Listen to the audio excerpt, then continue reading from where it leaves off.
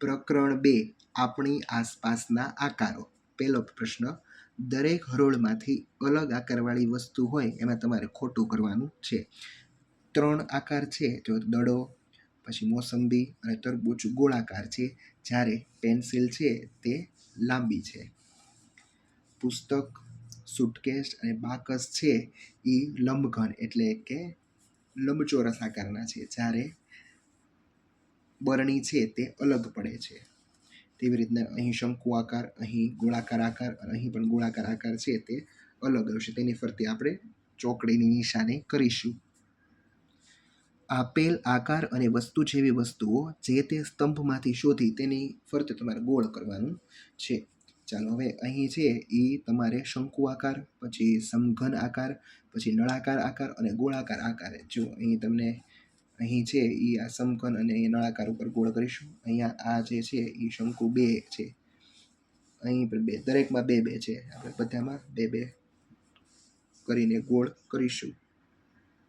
ત્રીજો પ્રશ્ન આપેલો છે, ઉદાહરણ મુજબ સરખા આકારવાળી વસ્તુઓને સંગીતના સાધનો સાથે જોડો. તો કે 2 નળાકાર આકાર છે, પછી એવી રીતના સમઘન આકાર છે, શંકુ આકાર છે, ગોળાકારને ગોળાકાર સાથે, લંબઘનને લંબઘન પેટી સાથે અને શંકુને ફરીવાર શંકુ સાથે આપણે જોડીશું.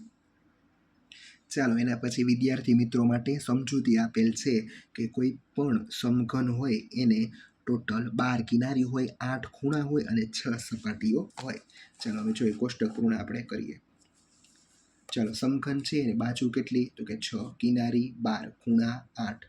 પછી ગોળાકાર વસ્તુ હોય ટમેટું, તો એની બાજુ 1, કિનારી અને ખૂણા ન હોય.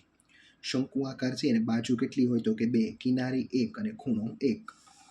ગોળાકાર વસ્તુ છે એમાં બાજુ 1, કિનારી 0 અને ખૂણા પણ 0. ઈંટનો આકાર છે તે લંબઘન છે, બાજુઓ 6, કિનારી 12 અને ખૂણા 8. ચાલો, અહીં તમને બાકસ આપેલું છે, તો બાકસને ટોટલ 8 ખૂણા હોય. પછી દડો છે, દડો ખૂણા વગરની વસ્તુ સાથે આપણે જોડવાનું, ખૂણા વગરની. ચાલો, એના પછી સમોસું 3 ખૂણા, આઈસ્ક્રીમ છે એ 1 ખૂણો, પ્રિઝમને 4 ખૂણા, પછી ટોપીને 1 ખૂણો, પછી ગોળાકારને ખૂણા વગરની વસ્તુ અને સમઘન એટલે કે પાસો છે એને 8 ખૂણાની વસ્તુઓ સાથે જોઈન્ટ કરવાનું રહેશે. ચાલો ગૃહ કાર્ય કરીએ. વસ્તુઓને તેના આકાર સાથે જોડો. અહીં શંકુનો આકાર છે, તો અહીં શંકુ આકાર આપેલો છે.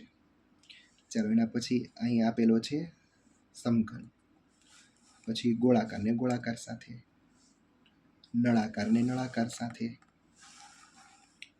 લંબઘનને લંબઘન સાથે. બીજો પ્રશ્ન, કોષ્ટક પૂર્ણ કરો. આકાર સમઘન એટલે કે વસ્તુ આપેલી છે, આકાર કેવો છે? તો કે સમઘન, બાજુઓ 6, કિનારી 12, ખૂણા 8. ચોપડી લંબઘન આકાર, બાજુઓ 6, કિનારી 12 અને ખૂણા 8. શંકુ બાજુઓ 2, કિનારી 1 અને ખૂણો પણ 1. નળાકાર બાજુઓ 3, કિનારી 2 અને ખૂણા 1 પણ નહીં. ગોળો બાજુઓ 1, કિનારી 0 અને ખૂણા 0. લંબઘન બાજુઓ 6, કિનારી 12, ખૂણા 8. શંકુ બાજુઓ 2, કિનારી 1 અને ખૂણો 1. અને છેલ્લું આપેલું છે નળાકાર, બાજુઓ 3, કિનારીઓ 2 અને ખૂણા 0. અહીં તમારું આ ચેપ્ટર પૂર્ણ થાય છે.